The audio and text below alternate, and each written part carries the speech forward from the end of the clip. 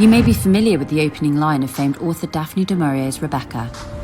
Last night I dreamt I went to Мэндэрли again. The Gothic classic explores timeless themes as readers navigate the bubbling romance-turned-sinister thriller.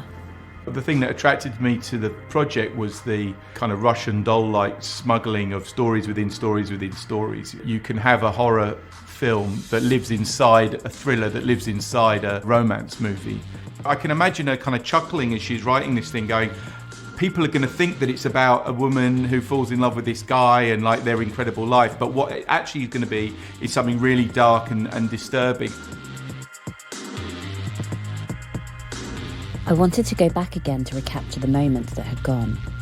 And then it came to me that if we did, it would not be the same. Imagine if you could bottle a memory like scent.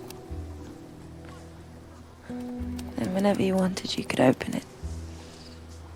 It'd be like living the moment all over again. Enter this new woman who has this sweetness and purity and almost innocence that certainly the last Mrs. de Winter and the late Mrs. de Winter didn't have any of.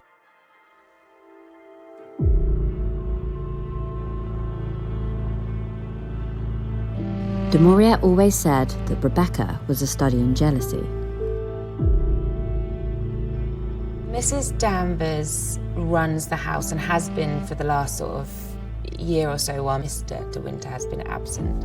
And she's quite a formidable character and woman, and she is fiercely loyal to the first Mrs. de Winter, to Rebekka. And she laid an emphasis on the words, this wing, as if suggesting that the suite where we stood now held some inferiority. Oh, you can't see the sea from here. No, you can't.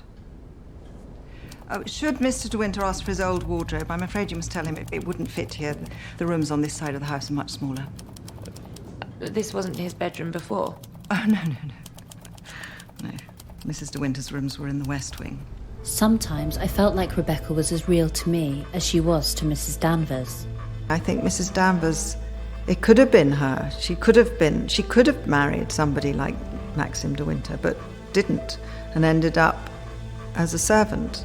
And I think that's a great, not her tragedy, but that's her rage. Glad you're here, Mrs. Danvers. I'll never remember all this. Oh, I'm sure you won't disappoint him, madam, if that's your concern.